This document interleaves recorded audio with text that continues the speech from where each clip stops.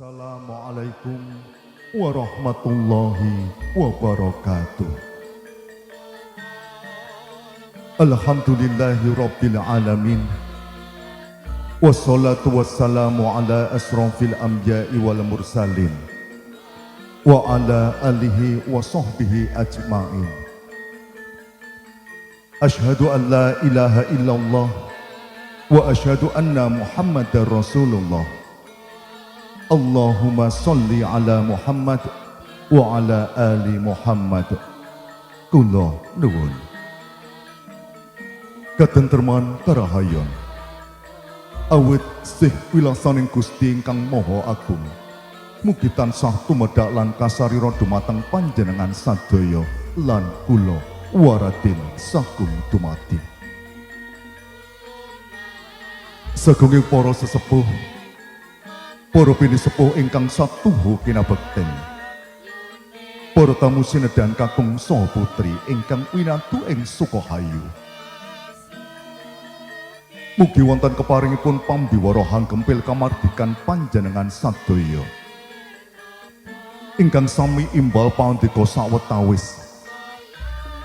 Saperlu kula badhe hambiwaraken lampahing tata cara pahargyan anggenipun Bapak Sri Kusmantos kan Ibu Suwanti kebareng hanetepi darmaning asepuh Hami Woho Suto Hamargya Siwi hangentas putra ingkang mijil putri ingkang hasesilih pun Roro Rizka Nurul Latifah sarjana pendidikan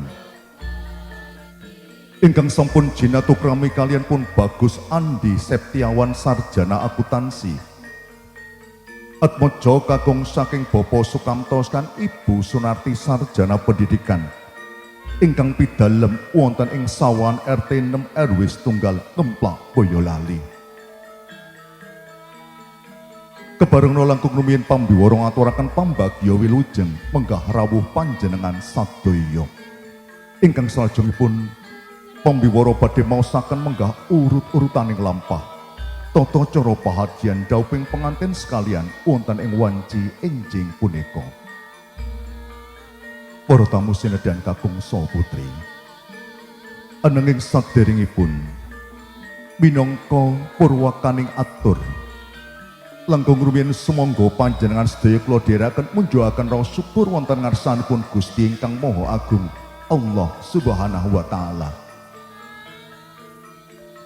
Bila ing kalenggan punika panjenengan sadaya lan kula tasih pinaringan kakiyatan saha kasarasan sami saged kempal manunggaling cipta rasa budi piwakarsa wonten ing wisma pahargyan ing wanci enjing punika kanthi wilujeng nirbaya nirhing sambikala.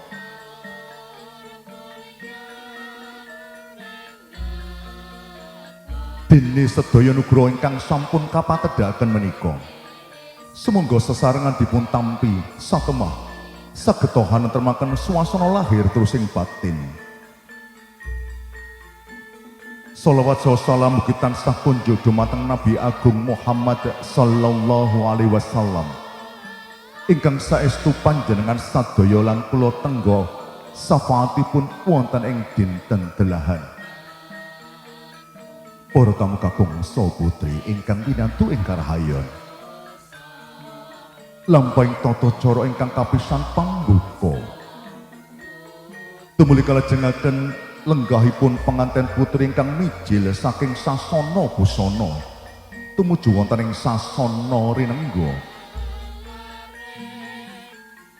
Sasampunipun penganten putri lenggah satata nuli utusan pametu ing penganten kakung ingkang katemben nderem wonten ing sasana palareman. Menawi mangke penganten kakung saha kadang pisan sutresna saha pangonjong sampun kepareng rawuh wonten madyaning pahargyan nuli badhe katindaken tata cara pangandika pasrah saha panampining penganten kakung. Purna pasrah panampi nuli badhe katindaken tata cara panggihing penganten sekalian. Paripurna panggih pengantin sekalian nuli binoyong kalenggahan wonten palenggan ingkang sampun piniji.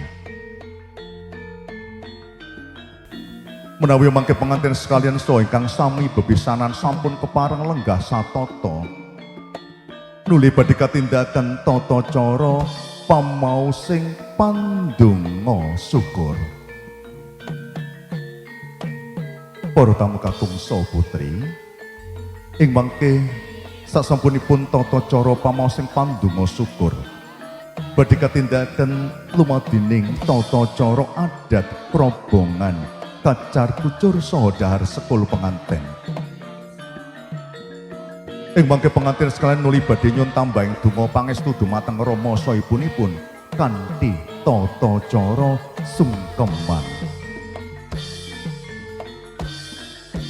Sasampunipun tata cara sungkeman nuli badhe katindakan tata cara foto pakurmatan.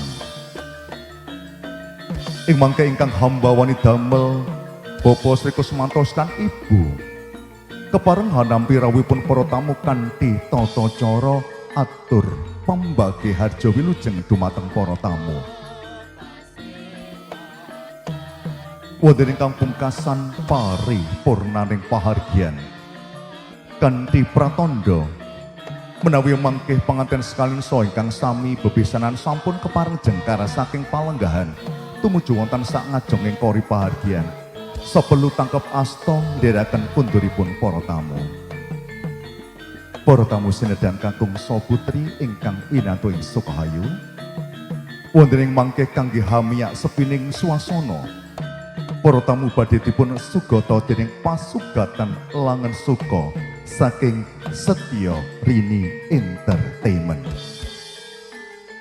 Bakatan para tamu menggah urut-urutaning lampah tata cara pahargyan dawuhing panganten wonten ing wanci enjing punika purwa madya ingga wusana. Mugi Gusti ingkang Maha Agung Allah Subhanahu wa taala tansah paring pangayoman lan sukarena rahayu ingkang samya pinanggih. Nuwun matur nuwun.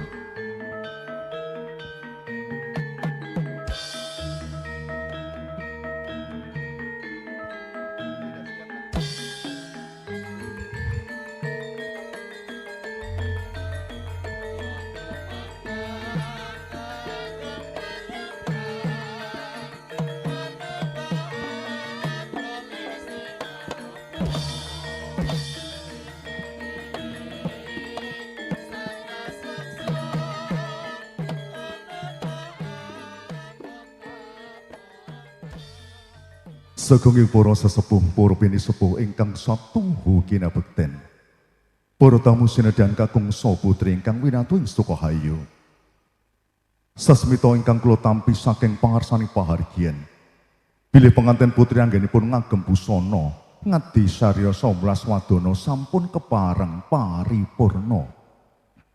Tumuli daya manjing wonten madyaning pahargyan.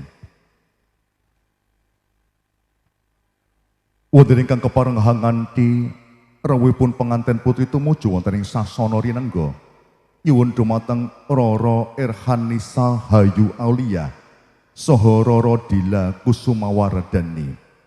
Wonten ingkang kepareng pinangka manggala yuda nyuwun dumateng Bagus Abdul Razak saha Bagus Muhammad Ahlan Rifai. Wonten ingkang kepareng hamratitisaken lenggahipun penganten putri kasuwun dumateng Juru Pais Almahira Mua. Para tamu kakung saha putri, mijiling penganten putri saking sasana busana tumuju wonten ing sasana rinengga kinurmatan Ungling Ketawang Sekar Tejo. Sumangga.